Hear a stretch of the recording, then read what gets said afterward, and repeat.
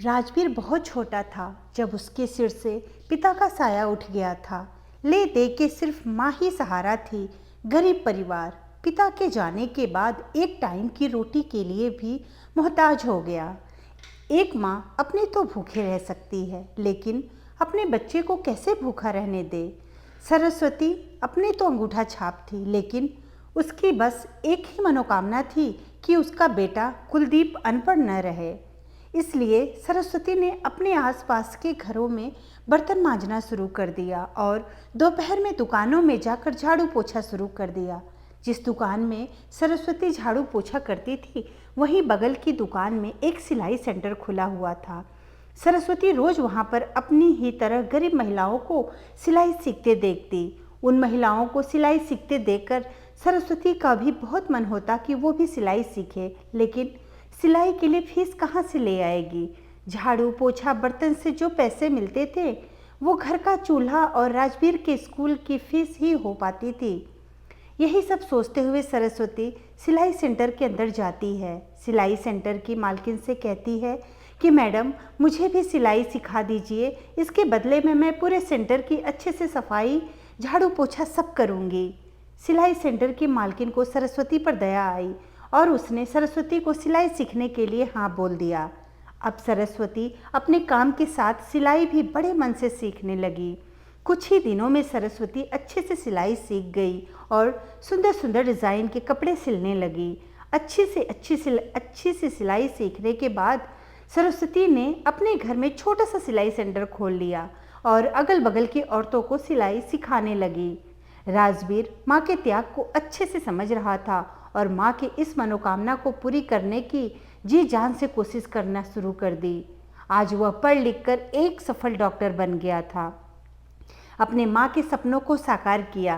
पिता तो बचपन में ही भगवान को प्यारे हो गए थे, अतः माँ ही उसकी सब कुछ थी। इसीलिए राजवीर माँ को अब सिलाई का काम छुड़वाकर बिल्कुल आराम से रहने को बोला। राजवीर डॉक्टर बन गया था। अब उसके रिश्ते की बात भी होने लगी। एक दिन सरस्वती ने कहा, बेटा, एक बहुत अच्छा रिश्ता आया है, कहो तो रिश्ते की बात आगे बढ़ाऊं। और सबसे अच्छी बात तो ये है कि लड़की भी डॉक्टर है जो तुम्हें अच्छे से समझ सकेगी। लेकिन राजवीर पहले से ही किसी लड़की को पसंद करता था। राजवीर बोला, माँ, मैं पहले से ही एक लड़की से प्यार करता हूँ, उसी से शादी भी करना चाहता हूँ। अगर आपकी अनुमति मिलेगी तभी शादी करूँगा।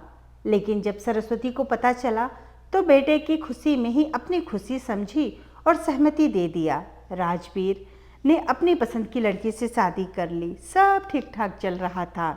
बहू के आने से सरस्वती बहुत खुश थी, पर धीरे धीरे बहू के व्यवहार में परिवर्तन आने लगा। अब कभी कभी राजवीर की पत्नी उसकी माँ के अनपढ़ होने पर ताने कस देती और उसका मजाक उड़ाती और कहती, ये है तो अंगूठा छाप, लेकिन नाम इसका सरस्वती है। ये सब सुनकर राजवीर को बिल्कुल अच्छा नहीं लगता, लेकिन कुछ कहने की हिम्मत भी न कर पाता। सरस्वती अपने बेटे की तकलीफ को समझती थी, पर इतनी उम्र हो गई थी, करती भी क्या।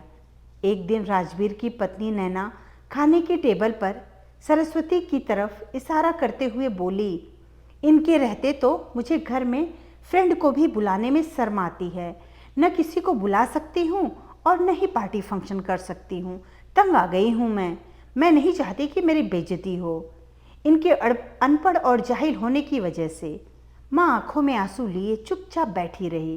राजवीर गुस्से से नैना को बोला, ये क्या तरीका है मेरी माँ के बारे में बात करने का।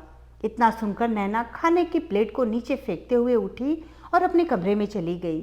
सरस्वती अपने बेटे को बेबस एकटक देखती रह गई। एक दिन वह मंदिर गई थी, तभी वहाँ बुजुर्गों को पढ़ाने की कोई स्कीम आई थी। ऐसा 3 लड़कियाँ आपस में बात कर रही थी कि प्रतिदिन 1 घंटे की क्लास होगी। सरस्वती तो झट से उठी, उन लड़कियों से बात की और पढ़ाई करने के लिए उन लड़कियों की संस्था से जुड़ गई। अब सरस्वती रोज मंदिर आकर पढ़ने लगी।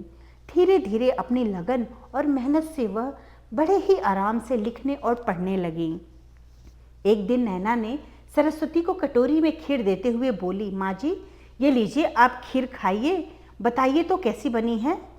अभी सरस्वती को कुछ समझ अभी सरस्वती को समझ पाती कि नैना एक पेपर उनके सामने रखा और अंगूठा लगाने को कहा। सरस्वती अपनी बहू की तरफ देखते हुए पूछी, ये क्या है बहू? बहू ने कहा, कुछ नहीं, आपके बेटे आपके नाम पर एक और घर खरीदना चाहते हैं, उसी का पेपर है। आप पढ़ी लिखी होती तो खुद समझती। आप जल्दी से अंगूठा लगा दीजिए, नहीं तो ये बढ़िया सी डील हाथ से निकल जाएगी। उस समय राजवीर अपने क्लिनिक के काम में 2 हफ्तों के लिए बाहर गया हुआ था। सरस्वती पेपर को देखकर मन ही मन बहुत परेशान थी। उन्हें मंदिर में पढ़ाने वाली टीचर की बात याद आ गई कि किसी को भी किसी कागज पर बिना पढ़े और समझे हस्ताक्षर नहीं करना चाहिए और ना ही अंगूठा लगाना चाहिए।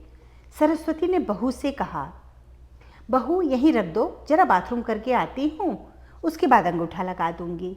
थोड़ी देर बाद बहू जब चली गई तो सरस्वती ने पेपर पढ़ा और बहू के इस हरकत से हैरान रह गई। उन्हें पेपर देखकर विश्वास ही नहीं हो रहा था, इसलिए वो बार बार पढ़ रही थी। उसमें लिखा था, मैं राजवीर की माँ सरस्वती देवी अपनी मर्जी से इस घर को बहू नैना के नाम कर रही हूँ। आज के बाद इस घर पर मेरा कोई अधिकार नहीं होगा और मैं स्वेच्छा से वृद्धाश्रम चली जाऊंगी। थोड़ी देर बाद बहू आई और पेपर मांगने लगी। सरस्वती ने कहा, बहू जब मैं बाथरूम से आई तो पेपर यहाँ नहीं था, पेपर तो यहीं रखे थे, न जाने कहाँ चला गया। मैं कब से ढूंढ रही हूँ कि अंगूठा लगा दूँ। इतना सुनते ही नैना गुस्से से तिलमिला गई और बोली, गंवार कहीं की अनपढ़, अरे तुम्हें पता है कितनी मेहनत से मैंने वो पेपर बनवाया था। सरस्वती बहू के मुंह से ऐसी बात सुनकर बस चुप रहने में ही अपनी भलाई समझी। और 2 दिनों बाद राजवीर घर वापस आया। सरस्वती ने देखा कि राजवीर घर आ गया है तो उसने बहू और बेटे को बुलाया और राजवीर को दूसरा घर लेने की सलाह दी, जहाँ पर वह अपनी पत्नी बेटे के साथ रह सके। राजवीर को समझ नहीं पा रहा था कि माँ ऐसा क्यों कह रही है। अरे माँ, क्या अनाप शनाप बोल रही हो? क्यों मुझे दूसरा घर लेने के लिए कह रही हो? क्या किया मैंने? बेटा, तुमने तो कुछ नहीं, पर तुम्हारी पत्नी ने बहुत कुछ कर दिया। सरस्वती ने राजवीर की ओर पेपर बढ़ा दिया। अब राजवीर को समझ में सारी बात आ गई।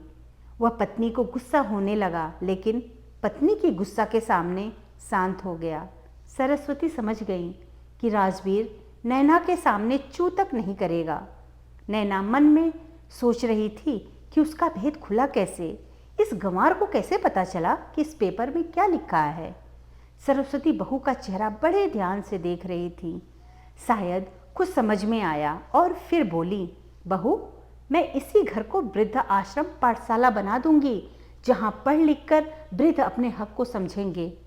तुम लोग अपना ठिकाना कहीं और बना लो। अब और मैं अपनी बेइज्जती नहीं बर्दाश्त कर सकती। बेटे के खातिर इतने दिन तक चुप रही, लेकिन अब और नहीं। यह घर अपनी मेहनत के जोड़े हुए पैसों से मैंने बनाया था। इस घर में रहने के लिए तुम लोगों के पास सिर्फ 2 हफ्ता है। और सरस्वती बिना बेटे बहू की तरफ देखे उठकर मंदिर की ओर चल पड़ी। धन्यवाद दोस्तों, कहानी अच्छी लगी तो लाइक और सब्सक्राइब जरूर करें।